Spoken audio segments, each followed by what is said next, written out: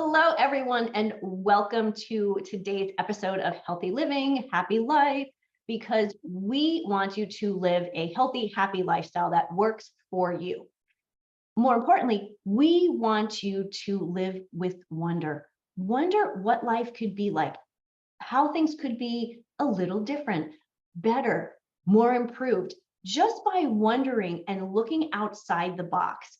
Is there someone who we want to listen to? What are their strategies? What are their suggestions to help us live that healthy, happy lifestyle that works for you or me or whomever we're talking to? So I'm so glad to see everyone. I'm Denise Segal, your host, and I am thrilled to introduce to you my guest today. My guest is Marjorie Nass, and I'm going to tell you just a little bit about her, and then I'm going to have her open and tell you a little bit more about who she is and what she does.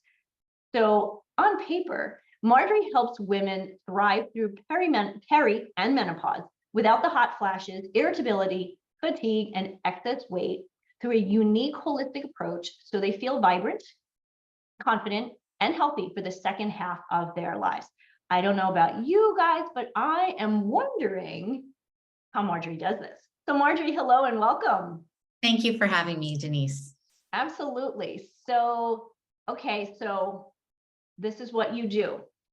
Who is Marjorie? How did you get to where you are today? And how do you help your clients?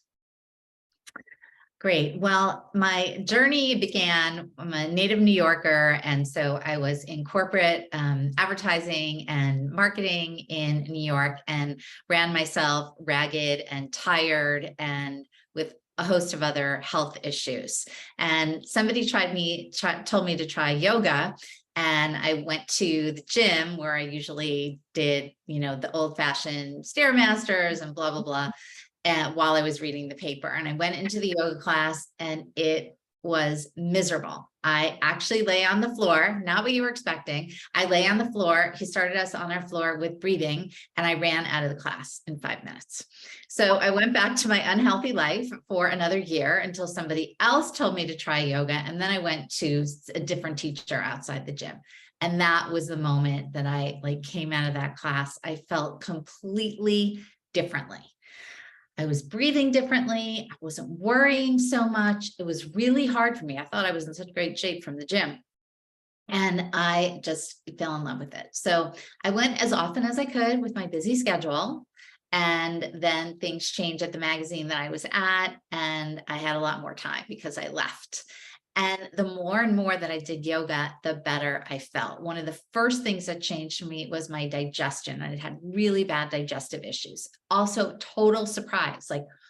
What does that have to do with anything? Well, it has to do with everything, because when you're totally stressed out, it's going to show up in different ways in different people. And, I always struggled with anxiety and depression, and it helped that as well. So I decided not to go back to corporate, but to become a yoga teacher. And I did that for many years in New York. I worked mostly with private clients, helping them, just do yoga without the aches and pains. And there's a whole nother science of yoga, a branch of yoga called Ayurveda.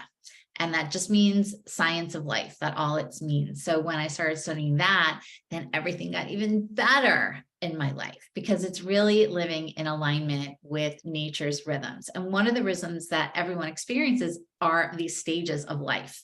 And as we go into perimenopause and menopause, we're really at a different stage in our life, and we need different things. So Ayurveda really flows with those seasons: daily rhythm, annual rhythm, and monthly rhythm, and then of course the seasons of your life.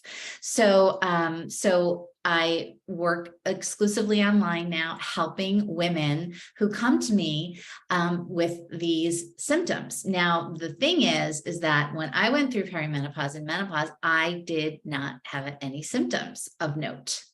Oh, that's just not fair. Very unusual, which is very unusual. And as I started working with my clients, I began showing them what I was doing and teaching that wellness part of yoga.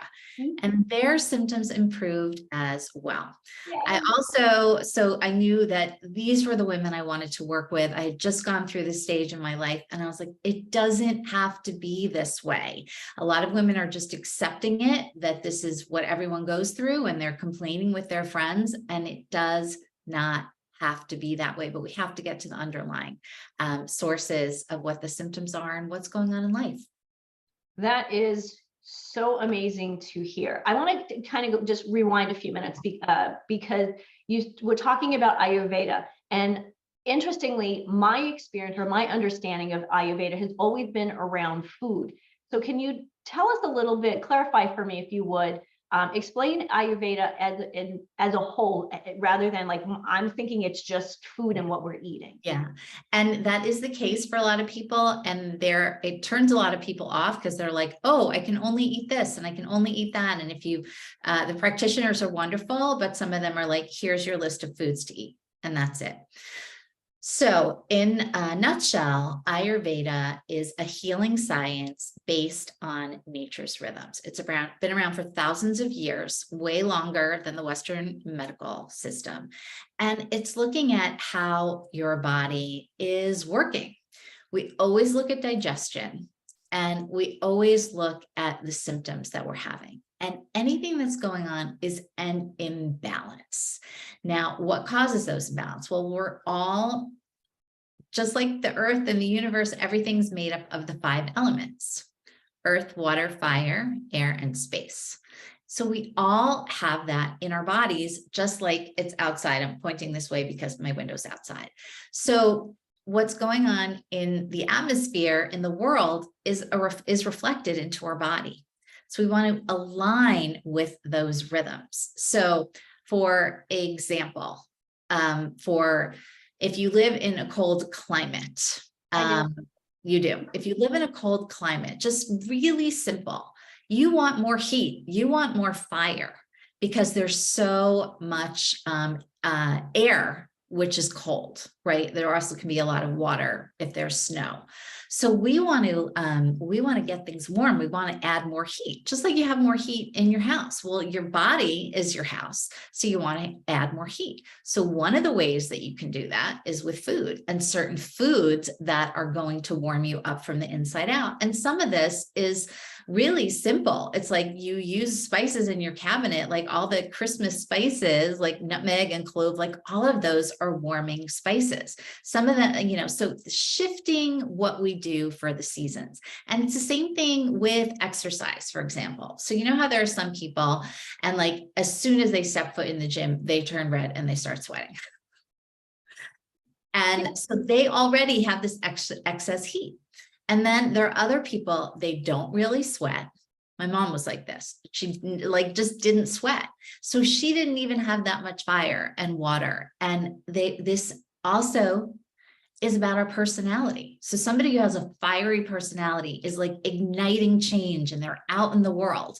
And then there are people that are slower and they don't like to change, and they're stick in the muds, which they have more earth element. And if you understand this, you even like give somebody a hug, like some people you give a hug and it's like solid, and you can lean up against it. And then there are other people, and even like babies, right? So this is talking about the change in life, and babies are squishy, right? And then we go through our life, and then you hug somebody else, like an older person. And it's like, there's just a lightness there. It doesn't matter about their weight. It's really about the lightness in their face and in their muscles, because they have more air element.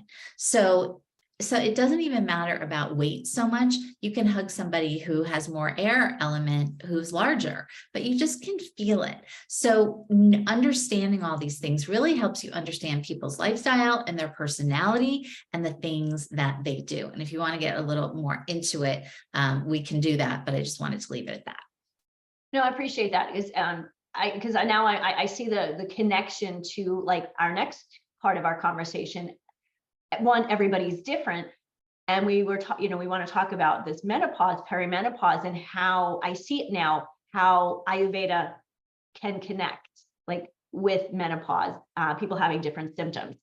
So let's talk about perimenopause and menopause, because so many women, myself included, are struggling or have struggled and have tried everything under the sun. So we believe, yet we're talking to you and you're telling us that we don't have to struggle. So please tell us Okay. what is causing our symptoms? What can we do? And let's just kind of go from there. Okay. So as we live longer in our bodies, which is what I call aging, Love it. longer, it sounds so much better, right? Our hormones change. Our most fertile time is in our 20s, and then in our 30s, it starts to change. And some women do start to experience some symptoms in their late 30s. They do not realize that it's perimenopause because they just don't have that awareness so much. But when hormones change, it's so much more than just this inevitable change. Sure, those are going to change, but how you're living your life and how you're living in your body is underneath all of that. So if we're, and stress has hormones like cortisol. So if you're super, super stressed, that's going to push your hormones even more haywire. So there is really looking at the underlying causes, and most of those are about lifestyle. So, a lot of people come to me and they're like, and I'm not against supplements. I just wrote an email about this, but they are to supplement what you're already doing. Hallelujah. Thank you for saying that. Yeah. So what women are doing, and there are more every day because a lot of celebrities have started their own lines of supplements. Mm-hmm. So you can take all the supplements that you want, but if you're not adjusting how you're sleeping, how you're living, how you're waking up in the morning, how you're sleeping, it's not going to do any good. The hormone replacements, I'm not against them, but some women go and they think it's going to be a magic pill. For some women, it helps a lot, but they're like, but this is still happening, and this is still happening, and this is still happening, because nothing has changed. And, it's not anybody's fault. This is just what Western medicine looks like. And women look at menopause in many of those ways. Does that make sense? It absolutely does. So I'm one of those women at 37 started to experience perimenopausal symptoms, and I really knew something was going on. Yeah. And what happened, I went to the OBGYN, who basically poo-pooed me and said, oh, at your age, it's just a phase, you'll be fine. Can we just laugh at that? Yeah, thanks. Went to actually the menopause and aging department. And like I said, I was 37, and the doctor there just looked at me and she said, oh, you're fine. Just continue with what you're doing and you'll be fine. Like, why is everybody telling me I'm going to be fine? I'm not fine right now. And that was really when I really started on the change of with my healthy lifestyle. I'd always been in health and wellness. But that's when I realized that, maybe there was something that I really needed to focus on more. And so let's talk about menopause and sleep, for example.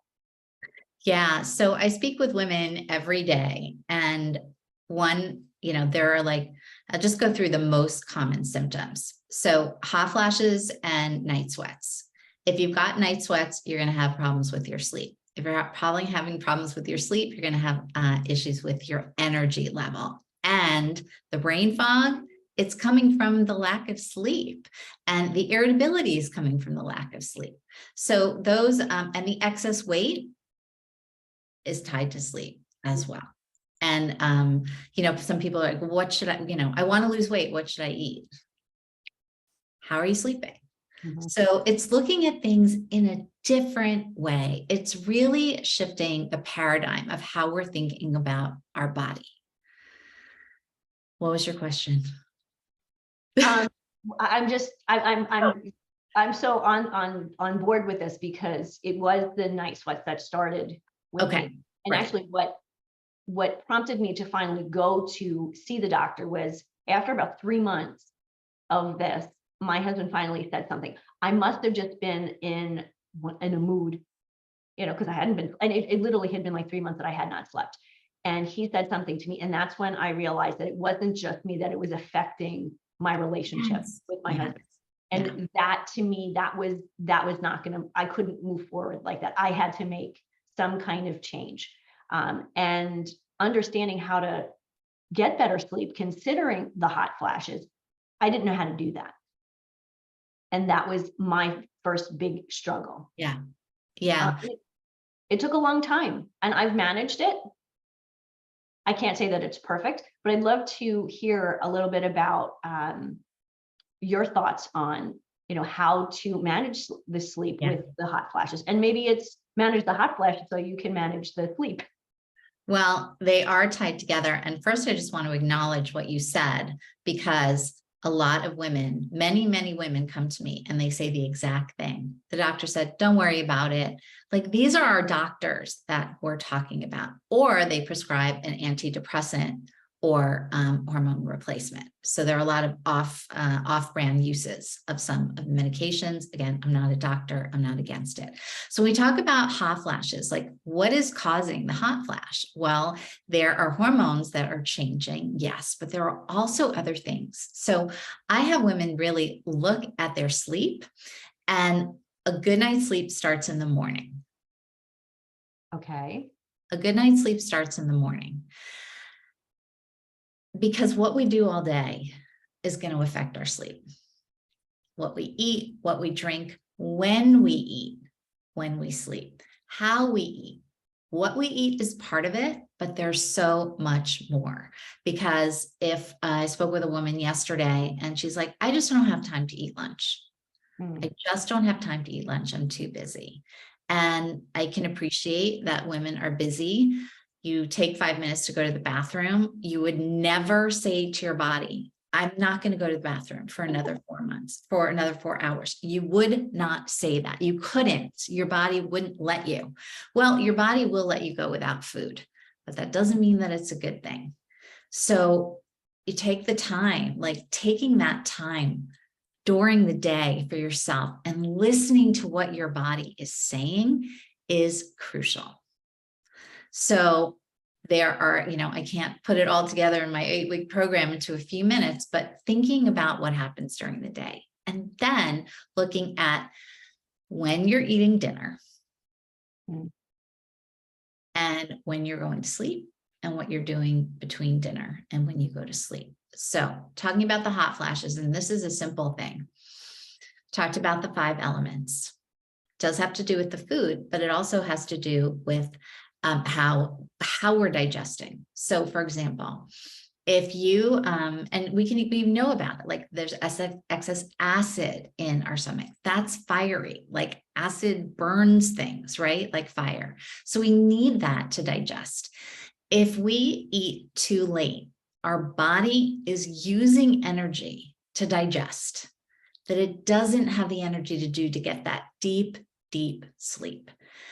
Digestion creates heat in the body. You know how sometimes you're cold and then you eat a meal and you're warm because your body is starting to work. That can be one of the sources for night sweats. So it's not about just changing the hormones. It's like, how is your whole day going? The lunch is one example. And I like to use the analogy of not going to the bathroom, of not listening to your body. So that's one of the first things. And then looking at that hour or two before. So for those of you that have had children or have grandchildren, you would never just put them in the bed and leave and go to sleep. There's a whole ritual. There's a bath, there's a story, and that becomes a routine. So their body learns that it's time to sleep. Right. And when we don't have a routine and we're going from the phone or from the news to try to go to sleep, it's not gonna work. So one of the simple things that I say is, we all want to know what's going on. Anything that's happening at 10 or 11 o'clock at night in the world is not going to change until 7 o'clock in the morning. And it is going to affect your sleep, and it is going to affect your hot flashes, which are going to affect your husband and your family. I love the thought about the news, because that's one of the things that a lot of women will say to me, like, oh, well, we stay up, and to watch the news. So they're staying up later, and so they'll eat a little later, so they can stay up and watch the news. And the news never really has anything really good and positive and uplifting. It is very negative. And I think you're right. Going to bed with those thoughts, and that being in front of the television so close to bed is really a negative thing. But I really love that you said that about the news, that it'll be there tomorrow morning. You And can't do anything about it in 8 hours of sleep or however long you're sleeping. You cannot do anything about it. As much as we want to, as much as we want to change the world, we can't change the world. And I'm not, we can't change the world if we don't get a good night's sleep. But what you're saying, no, we can't change the world, but we can change our world. Exactly. And I think that's really an important thing for most women in this stage of life to know, because life is changing no matter what, but can we be in control of it? That's I think the question that most women want to know, like, can they be in control? Well, I think that's one of the issues, that when the symptoms start coming up, and then women are so tired and they can't lose weight in the way they used to lose weight, nothing's working. They feel out of control. It's affecting their confidence, and like claiming that there is something that you can do and you can live your life is really the first step. And if you go down a negative spiral with Google or with your friends, that is going to be reinforcing it. So women who hang out with me, whether my clients or my friends, they see what's possible and that it's not a big deal. And the women that I worked with, 6 years ago, I stay in touch with them. Like, you just turned 50. How you doing? I'm feeling great. Started missing my period. I feel great. So we know that the sooner that we start making these shifts, the better it's going to be. And the other thing, it's difficult for women to think about that everything up until now is affecting them. It's what's happened up until now. So we can put a line in the sand and say, okay, I've watched the news for 30 years every night before I go to sleep. That's something that's simple to change. And it also doesn't cost anything. That's a good point. Change it. That's an easy switch. It's interesting. So, we're talking perimenopause and menopause. And now I'm even thinking, this is something that, menopause is, considered that 1 year after you stop getting your period. So this is something that can affect us in a very positive way when we're starting to look at our lifestyle. The second half, like you said, that second half of life, once we're in actual menopause. 100%. And the earlier that somebody starts to work with me, the better, because the longer we've been living healthy, the easier those kinds of transitions are going to be. And it's, what we're surrounding ourselves with is really also can be negatively reinforcing. And some women say, yeah, I'm with like 10 women at our book club and all we're doing is complaining about our hot flashes.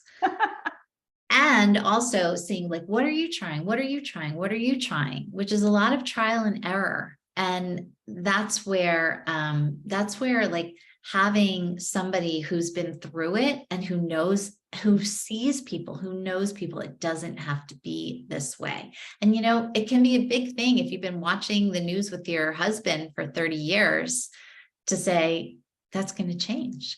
And that's where reclaiming yourself and like actually saying to your husband, I'm doing this for you. I'm doing this for you because I want to be as healthy and happy as I can be and have our marriage amazing. And that's why I'm doing it. So it's not a selfish thing. It's not a selfish thing to say, I've got to start taking care of myself. And sometimes those little tweaks, it's so true. We've recently, in this past year, really, we don't watch much of the news. If we do, it's 15 minutes earlier in the evening, and about 15 minutes is about all we can manage. And I'm so grateful that we actually came to the decision together, because we're not sitting focused, just sitting watching the television and getting stressed out about stuff we can't necessarily affect. Yeah. So instead, we have a more positive time because we're actually having conversation as opposed to sitting watching the news. And that transition is so much nicer towards the end of the evening because, when it's bedtime, it's bedtime.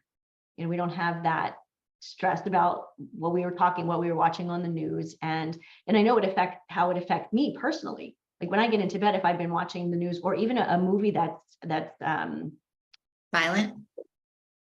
it goes to bed with me. Absolutely. You're absorbing it, and your unconscious has that. And one of the things that sleep provides is that we're kind of clearing things out. We've got to be in that deep, restful sleep.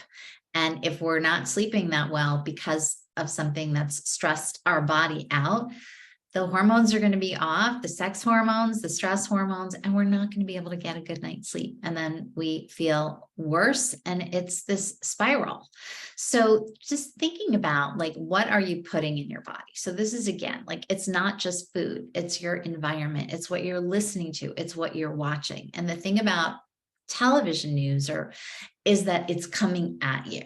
So it's very out of control. At least when you read a newspaper, like, you can gloss over a little bit, but somehow when somebody's talking to you, it just like seems so more intense. I mean, listen to their voices, depending on what channel, they're yelling. Yeah. They're yelling at you. And all of this is creating more stress. And we have enough, stressors in your life. And it's not how stressed you are, it's how you're handling the stress. But to have one more piece, especially at the end of the day, that's one simple thing to do, and to have the time to yourself, to be doing the stuff that you love to do. I mean, I speak with women and they're like, oh, I love crocheting, or I love fiction, but I never have time to read. And so like finding the times that are going to nourish you, all of that is also going to be real steps towards healing and towards health and being happier for the rest of your life. Yes, I appreciate you use the word nourish, because that is, to me, that all-encompassing word. Nourish your body, nourish your soul, and live a healthy, happy lifestyle. Marjorie, tell us, our listeners, how can people find you? How can they work with you, or how do you work with your clients? Yeah, so I have found that a group hybrid program with one-on-ones works the best. I've been doing online for almost 12 years now, and that's what I have found. So I have a program, I call it Vibrant Through Menopause, and we have 8 weeks of working together and having the support of me as a coach, as an expert, and the support of other women who are going through it. And again, we're looking at the underlying causes of your symptoms. Why are these happening? And how is it affecting your life? And so the changes that you're going to make in terms of what's going to make you happy, what's going to make you thrive. I hear women that are like, oh my God, I can be creative again. I can rediscover my creativity. And again, the world needs more creative people. I feel like a new person, and especially I feel like myself again. So women who feel like they've lost themselves and how they used to feel, and they've lost that confidence, those are the kinds of things. Yes, we get rid of your hot flashes. We help you sleep better. If losing the excess weight is something you want to do, all of that happens so that you can feel happier and healthier and to thrive. So my website is just marjorienass.com. And on there, you will find a masterclass, 5 Shifts to Thrive through Perimenopause and Menopause. And on there, you can also contact me directly before doing that. And then we'll jump on a call and make sure that I can help you and go from there. Fabulous. Marjorie, thank you for this wonderful information. I'm so excited for our listeners, and I'm really excited. I'm going to put this out there. I'm going to put you on the spot. I'd love to have another conversation with you, in a few weeks, to kind of take that next step and, just kind of like delve into one more piece of menopause. It would be my pleasure. I love talking to you, Denise. Sounds great. I love talking to your listeners. Thank you so much. And to our listeners, we are here. Healthy Living, Happy Life podcast is here Wednesdays, 12 p.m. Central Standard Time. We are published on wherever you find your podcasts, and you can always connect with me at support@livinghealthylist.com, who is Living Healthy List is our sponsor here at Healthy Living, Happy Life. So until next time, everyone, Have a great week, and we'll see you next week. Bye, everyone.